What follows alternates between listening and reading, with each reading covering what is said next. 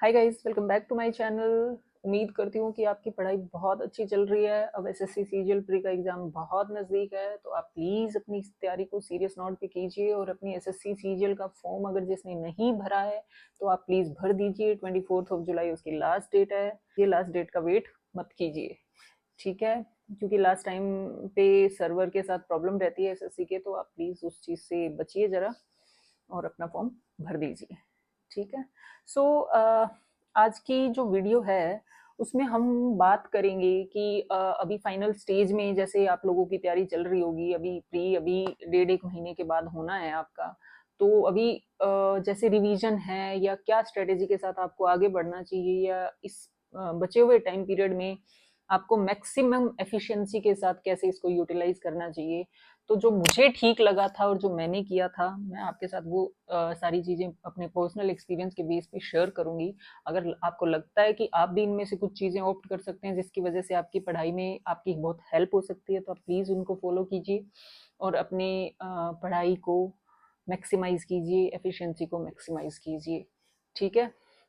तो major goal मेरा यही है कि मैं आपको कुछ पॉइंटर्स बता दूं जो मैंने फॉलो किए थे, जो मुझे बड़े हेल्पफुल लगे थे, तो मे बी आपको भी थोड़े हेल्पफुल लग जाएं। तो हम जैसे एसएससी सीजीएल प्री में क्या है, 4 सब्जेक्ट्स हैं। मेंस में भी 4 ही सब्जेक्ट्स हैं ये वाले, उसके अलावा कंप्यूटर टेस्ट है, वो अलग चीज़ है। तो अब देखिए, सबसे पहले टाइमलाइन समझिए, क्योंकि एसएससी सीजीएल प्री का जो एग्जाम है वो होना है सितंबर से लेके अक्टूबर 2024 के बीच, राइट? तो हम मोटा मोटा अगर आइडिया लेके चलें तो लेट्स इमेजिन कि 15 और 16 सितंबर से 15-16 अगस्त तक में भी हो जाए, या फिर लास्ट वीक ऑफ सितंबर से लेके third third week of October तक खत्म हो जाए, या जो भी है। अप्रोक्सीमेटली 3 to 4 वीक्स तो एसएससी लेता है एग्जाम्स को कंप्लीट करने में।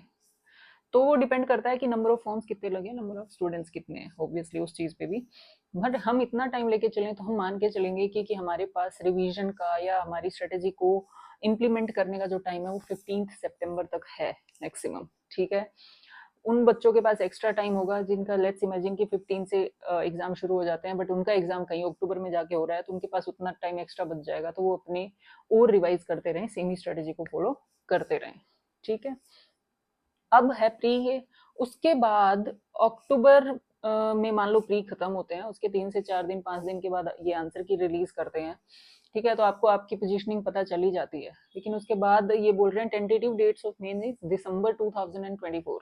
सो अगेन 2 ही महीने आपको मिलेंगे। तो आप जो 100% श्योर बच्चा है ना इस टाइम पे मेंस की उसका प्री हो जाएगा, तो अगर वो चाहें तो हफ्ते में एक टेस्ट या फिर 2-3 सेक्शनल टेस्ट ओनली वो दे सकते हैं मेंस के पर्सपेक्टिव से भी। इससे क्या होगा, उनकी जो क्वालिटी ऑफ क्वेश्चंस है ना, उनकी प्रैक्टिस बहुत अच्छी हो जाएगी, ठीक है? अगेन ये सिर्फ उन्हीं बच्चों के लिए है जिनको लगता है कि उनकी प्री की तैयारी बहुत अच्छी हो गई है, बट अपने लेवल ऑफ जो प्रैक्टिस है वो उसको अच्छा करना चाह रहे हैं, तो मेंस के क्वेश्चनियर पे शिफ्ट कर सकते हैं।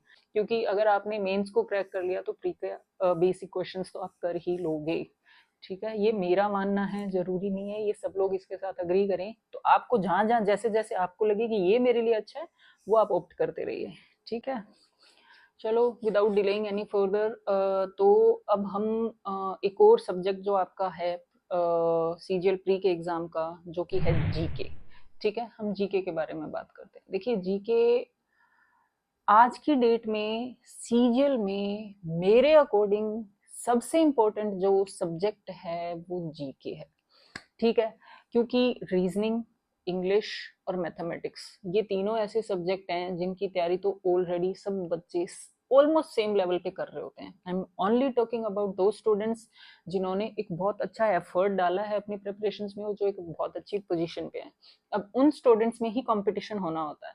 अब उन स्टूडेंट्स में कंपटीशन में जो आगे और पीछे रैंक्स होती हैं वो मेजरली जीके के मार्क्स के बेसिस पे होती हैं, ठीक है? तो जीके ही सबसे इंपॉर्टेंट सब्जेक्ट है, चाहे वो प्री हो चाहे वो मेंस हो, दोनों ही केसेस में, ठीक है? तो आप जीके को लाइटली तो बिल्कुल नहीं ले सकते। आपको जीके पे बहुत एक्स्ट्रा एफर्ट्स डालने पड़ेंगे, एंड जैसे जैसे आप एफर्ट्स डालोगे उन एफर्ट्स का रिजल्ट आप जब मॉक टेस्ट दोगे उसमें आपको दिखेगा। तो अभी आपके पास ऑलमोस्ट 60 डेज का टाइम है फॉर प्री। तो आपको डेली बेसिस पे एटलीस्ट एक मॉक टेस्ट देना है, तो 60 मॉक टेस्ट तो आपको देने ही देने हैं। उन मॉक टेस्ट में आप ये देखिए कि आप जीके में क्या स्कोर कर रहे हैं।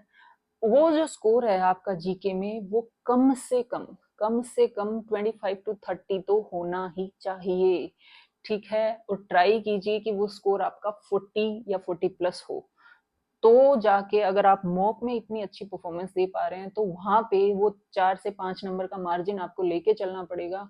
थोड़ा एग्जाम प्रेशर होता है, थोड़ा कुछ भी नए क्वेश्चंस के लिए भी आपको प्रिपेयर रहना होता है, क्योंकि जीके बहुत वास्ट है। ऐसा नहीं हो सकता कि कोई भी बच्चा उस पूरे सिलेबस को कवर कर सकता है, ठीक है। तो डिपेंड करता है कि जो एग्जाम में क्वेश्चन आ रहा है वो आपने कहीं देखा है, पढ़ा है, सुना है या नहीं, ठीक है।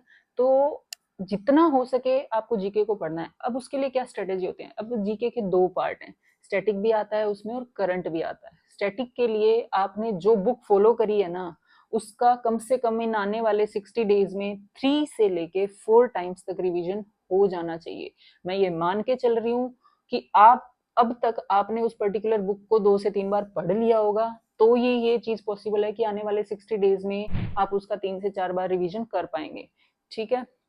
जैसे फॉर एग्जांपल मेरे को ल्यूसेंट बहुत सही लगती है, वो बुक यूपीएससी लेवल की बुक है, वो प्री के यूपीएससी के बच्चे भी उसको फॉलो करते हैं, तो उसमें काफी अच्छा कंटेंट है। तो अगर मान लो कि आप ल्यूसेंट फॉलो कर रहे हो, तो ल्यूसेंट की जो बुक है आपको वो आने वाले 60 डेज में minimum 3 time up to 4 times वो रिवाइज करनी है। अगर उससे ज्यादा की आपकी एफिशिएंसी है, वो कंप्लीटली आपका डिसीजन है, ठीक है।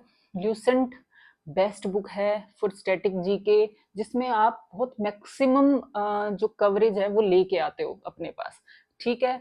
उसके अलावा भी अगर आपके पास टाइम है तो परमार एसएससी से उस पर्टिकुलर टॉपिक, जो परमार एसएससी पे क्या हुआ है, बहुत मल्टीपल आर्ट्स की उन्होंने जैसे ज्योग्राफी पे, हिस्ट्री पे वीडियोस बना रखी हैं, तो आप उसमें अगर आपने वो वीडियोस ऑलरेडी देख रखी हैं तो वो सबसे अच्छा प्लस पॉइंट है आपके लिए। तो आप उसको क्या कीजिए, 1.5x की स्पीड पे देखिए, आपको उतना ही टाइम उसमें इन्वेस्ट करने की जरूरत नहीं है। आप सोचिए आपका एक टॉपिक, एक पूरा का पूरा सब्जेक्ट, लेट्स से कि ज्योग्राफी, वो पूरा का पूरा अगर कुछ ही घंटों में आप रिवाइज कर पाते हैं तो वो कितनी अच्छी बात है, ठीक है।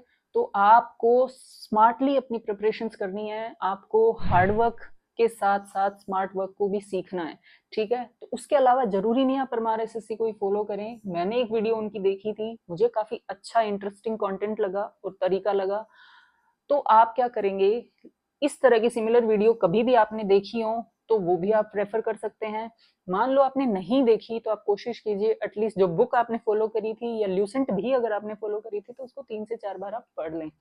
वो तो नॉन नेगोशिएबल है, आपको वो करना ही है, ताकि आप 100% कॉन्फिडेंट रहें while sitting in the exam कि हाँ ठीक है, I have prepared this much so I will score 30 plus 35 plus at least in the GK portion of my exam, okay, ठीक है। अब देखिए, क्योंकि अब मैं ये 30-35 का क्यों बोल रही हूँ कि ये मिनिमम है, आपको इतना तो करना ही है। अगर आप लेट्स इमेजिन कि 45 तक का स्कोर कर लेते हैं तो आपका बर्डन काफी कम हो जाएगा, और बाकी सब्जेक्ट्स में आप बिना बर्डन के अगर उसको राइट करेंगे तो एरर्स कम होंगी, और हो भी जाती हैं तो आपके पास वो मार्जिन ऑलरेडी पड़ा हुआ है, ठीक है। क्योंकि आप ये देखिए कि 200 में से 170 प्लस का स्कोर लेके चलते हैं तो 30 मार्क्स का मार्जिन हम एरर्स का ले सकते हैं।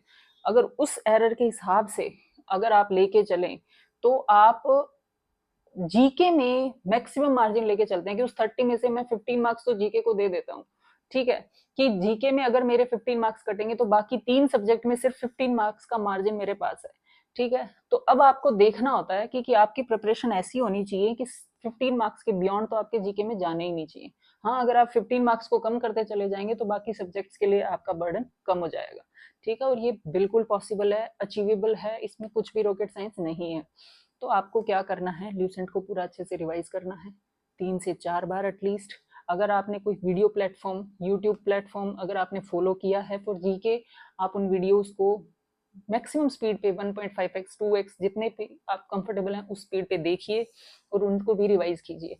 फिर आता है करंट, अगस्त 2024 तक का करंट जो है वो आपको टिप्स पे होना चाहिए, ठीक है। मैं मान के चल रही हूँ कि मंथली करंट आपने फॉलो किया होगा, और मंथली करंट को आपने वेरियस यूट्यूब प्लेटफॉर्म्स या किसी जनरल मैगजीन्स या कहीं से भी न्यूज़पेपर से जहां से भी आपने फॉलो किया होगा, उसके आपने अगर नोट्स बनाए हैं तो नोट्स, अगर किसी ऑनलाइन प्लेटफॉर्म पे आपने कोई वीडियोस देखी हैं तो वो वीडियोस, जिस मर्जी तरीके को आपने फॉलो किया हो वो मैटर नहीं करता। व्हाट मैटर्स इज कि आपको उसका रिवीजन बहुत अच्छे से करना है।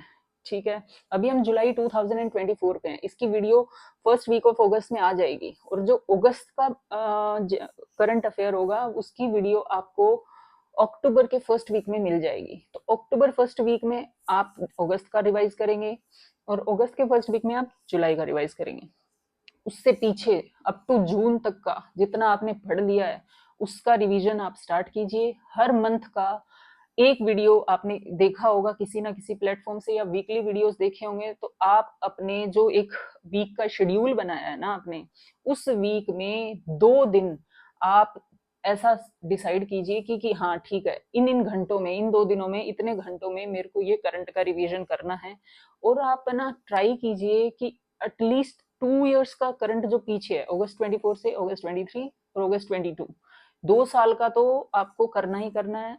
और मेरी एडवाइस ये है कि उससे पीछे भी 2 साल के मेजर इवेंट्स को आप एक बार अपनी आंखों से देख लीजिए। उसमें कोई बहुत प्रॉब्लम वाली बात नहीं है, क्योंकि समटाइम्स एसएससी में टेंडेंसी है ये कि करंट के नाम पे ये काफी पीछे चले जाते हैं, तो आपको 3 से 4 क्वेश्चन उसके देखने को मिल सकते हैं। बट आपको लग रहा है कि आपके लिए बहुत ज्यादा स्ट्रेनवस हो जाएगा, आप इस टाइम पे इस चीज को नहीं फॉलो कर सकते, सो दैट्स ऑल राइट। आप एटलीस्ट 2 साल का कीजिए। स्टैटिक में जो मैंने स्ट्रेटेजी आपको बताई है वो करनी है, और आपको वो ही कंटेंट फॉलो करना है जो आप अब तक करते आए हो, अब चेंज नहीं करना है। जैसे ल्यूसेंट पढ़ते आए हो तो ल्यूसेंट से ही पढ़ना है, किसी कोचिंग इंस्टीट्यूट की आप बुक से पढ़ते आए हो और आपको लगता है वो बहुत अच्छी बुक है तो आपको उसी को फोकस करना है, कंटेंट चेंज अब नहीं करना है। ठीक है, मैं देखती हूँ कई बच्चे क्या करते हैं कि टेलीग्राम पे मल्टीपल पीडीएफ्स आती रहती हैं, उनको भी पढ़ते रहते हैं, फिर जाएंगे यूट्यूब पे कुछ वीडियो सर्च करेंगे उसको भी देख लेंगे, फिर जाएंगे ल्यूसेंट का कुछ चैप्टर पढ़ लेंगे, फिर किसी और बुक का भी पढ़ लेंगे। उससे क्या होता है, केओस और कंफ्यूजन क्रिएट होती है आपके दिमाग में। ठीक है, अब किसी भी प्लेटफॉर्म पे आप जाइए, वो हिस्ट्री चेंज थोड़ी कर देंगे, ज्योग्राफी चेंज थोड़ी कर देंगे। तो ऐसा नहीं हो सकता कि किसी के अच्छे नोट्स हैं या किसी के बुरे नोट्स हैं या कुछ भी है, कंटेंट सेम ही है, रिप्रेजेंटेशन का तरीका अलग अलग होता है। ठीक है, तो आपने जिसको फॉलो किया है आप उस पर ट्रस्ट रखिए, और अपने एफर्ट्स उस चीज में लगाइए कि जो आपने पढ़ा है वो आप भूलें ना, वो ही सबसे इम्पोर्टेंट चीज है। ठीक है, तो ये तो था मेरी तरफ से जीके के लिए। होपफुली आपको ये चीज एडवाइजेबल लगे, होपफुली आपको ये चीज लगे कि आपकी हेल्प करेगी। अगर इस रिगार्डिंग आपको फर्दर कोई भी क्वेरी है, कोई भी क्वेश्चन है, किसी तरह का कोई भी डाउट है, आप प्लीज मुझे कमेंट सेक्शन में बताइए। मेरी मैक्सिमम कैपेबिलिटी और इन्फॉर्मेशन जिस लेवल की मुझे होगी उसके अकॉर्डिंग मैं उसको सॉल्व करने की जरूर कोशिश करूंगी। ठीक है, happy studying and all the very best guys. Thank you for listening. Bye bye.